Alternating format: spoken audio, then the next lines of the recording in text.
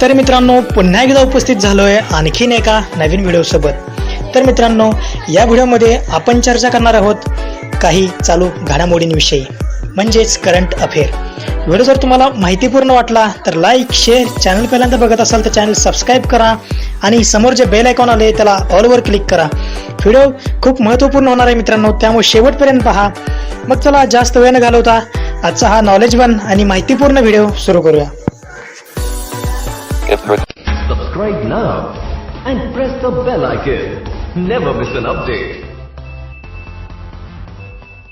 राज्यातील शिक्षण सेवकांची 6100 पदे भरण्यास हिरवा कंदील. राज्यातील सुमारे 6100 शिक्षण सेवकांची पदे भरण्यास हिरवा कंदील मिळाला आहे. शालेय शिक्षण मंत्री वर्षा गायकवाड यांच्या पुढाकारामुळे भरती प्रक्रियेला गती मिळाली आहे. गुणवत्ताधारक उमेदवारांसाठी पवित्र प्रणालीच्या माध्यमातून पारदर्शकपणे ही प्रक्रिया राबविण्यात येणार आहे. राज्यातील सर्व स्थानिक स्वराज्य संस्थांच्या खाजगी व्यवस्थापनाच्या अनुदानित, अंशतः अनुदानित व विना अनुदानित तसेच अनुदानास पात्र घोषित केलेल्या प्राथमिक, उच्च प्राथमिक, माध्यमिक, उच्च माध्यमिक शाळांमधील तसेच शासकीय व अनुदानित अध्यापक पदविका विद्यालयातील B.Ed. कॉलेज शिक्षकांच्या रिक्त पदांवर भरती करताना सर्व उमेदवारांना निवडीची समान संधी मिळावी व शिक्षण सेवक पदासाठी उच्च गुणवत्ताधारक उमेदवारांची निवड होण्याच्या दृष्टीने शिक्षण सेवकांची भरती अभियोग्यता व बुद्धिमत्ता चाचणी टेट परीक्षेत मिळालेल्या गुणांच्या आधारे तसेच खाजगी शैक्षणिक संस्थांमध्ये अभियोग्यता व बुद्धिमत्ता चाचणी टेट परीक्षेत उच्चतम गुण मिळवणाऱ्या उमेदवारांची मुलाखत घेऊन त्या आधारे अंतिम निवड करण्यात येणार आहे.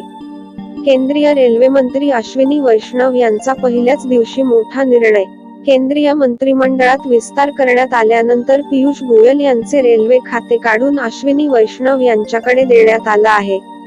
माजी IAS अधिकारी असणाऱ्या अश्विनी वैष्णव यांनी गुरुवारी पदभार स्वीकारला असून कामकाजाला सुरुवात केली.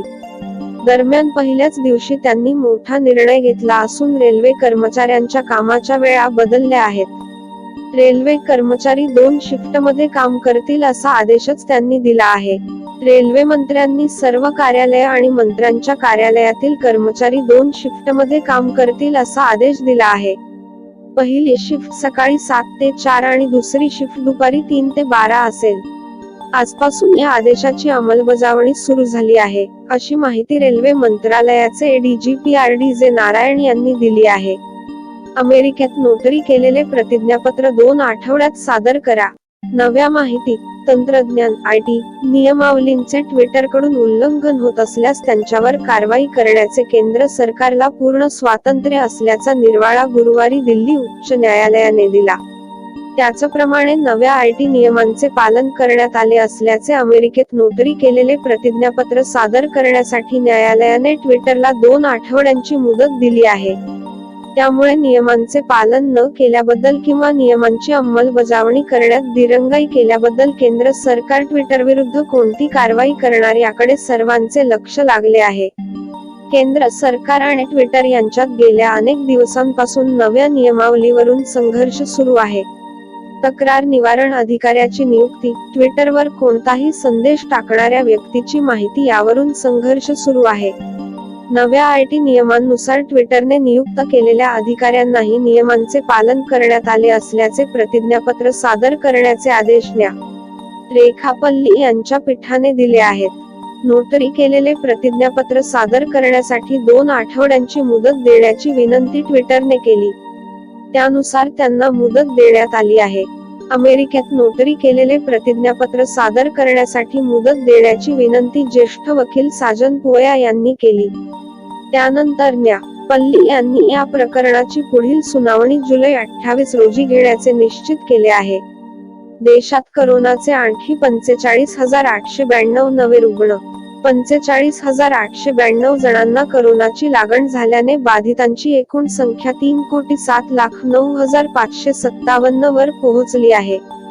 तर उपचाराधीन रुग्णांच्या संख्येत किंचित वाढ झाली असून ती 4,60,704 वर पोहोचली आहे.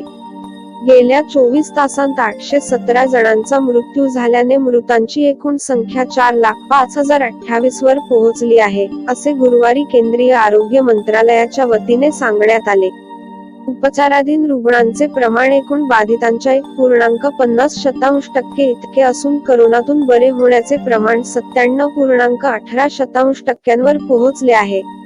देशात बुधवारी 18,93,800 चाचण्या करण्यात आल्या असून चाचण्यांची एकूण संख्या 42,52,25,897 वर पोहोचली आहे. आतापर्यंत 2,98,43,825 जण करोनामुक्त झाले आहेत. गेल्या 24 तासांत करोनामुळे 817 जणांचा मृत्यू झाला, त्यापैकी 326 जण महाराष्ट्रातील आहेत, तर आतापर्यंत एकूण 4,05,028 जणांचा मृत्यू झाला, त्यापैकी 1,23,857 जण महाराष्ट्रातील आहेत, असेही आरोग्य मंत्रालयाच्या वतीने सांगण्यात आले. ऑलिम्पिकसाठी प्रेक्षकांना बंदी. टोकियोमधील करोना रुग्णांची संख्या वाढत असल्यामुळे जपानचे पंतप्रधान योशिहिदे सुगा यांनी आणीबाणीमध्ये वाढ केली आहे. या पार्श्वभूमीवर ऑलिम्पिकसाठी स्टेडियमवरील प्रेक्षकांना बंदी घालण्यात आली आहे, असे ऑलिम्पिक मंत्री तामायो मारुकावा यांनी सांगितले. सध्याची आणीबाणी रविवारी संपल्यानंतर लगेच सोमवारपासून लागू होणारी आणीबाणी 22 ऑगस्ट पर्यंत लागू असेल. त्यामुळे ऑलिम्पिकचा 23 जुलैला होणारा उद्घाटन सोहळा आणि 8 ऑगस्टचा समारोप सोहळा यांच्यापुढे आणीबाणीचे आव्हान असेल.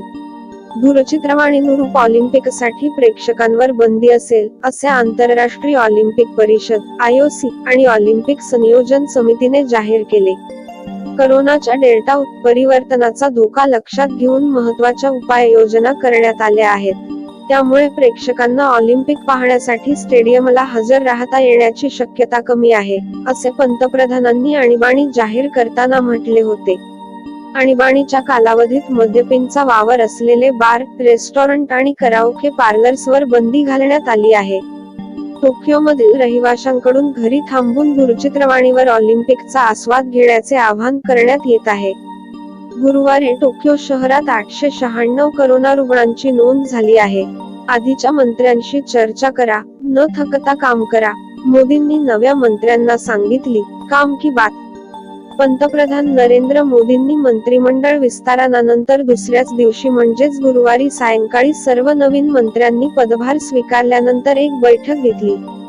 या बैठकीमध्ये त्यांनी नवीन मंत्र्यांनी यापूर्वी त्यांना जबाबदारी सोपवण्यात आलेल्या मंत्रालयाचा कारभार पाहणाऱ्या नेत्यांची भेट घेण्याचा सल्ला दिला. माजी मंत्र्यांच्या अनुभवाचा जास्तीत जास्त फायदा करून घेण्यासाठी ही भेट घ्यावी, असं मोदींनी म्हटलं आहे. मोदींनी सर्व मंत्र्यांना वक्तशीरपणे आणि न थकता लोकांसाठी काम करण्याचं महत्त्वही पटवून दिलं. वक्तशीर राहा, आधीच्या मंत्र्यांशी चर्चा आणि न थका काम करा, अशी त्रिसूत्री मोदींनी या बैठकीमध्ये मंत्र्यांना सांगितली.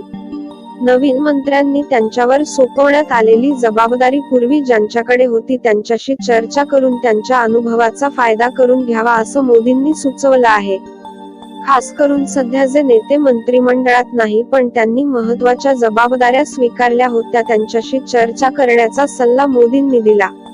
जे मंत्री आता मंत्रिमंडळात नाही त्यांनी आपल्या खात्याची जबाबदारी छान सांभाळली होती. त्यांनी चांगलं काम केलेलं, त्याचा फायदा नवीन मंत्र्यांनी करून घ्यावा, असं मोदी म्हणाल्याचं सूत्रांनी ANIशी बोलताना सांगितलं.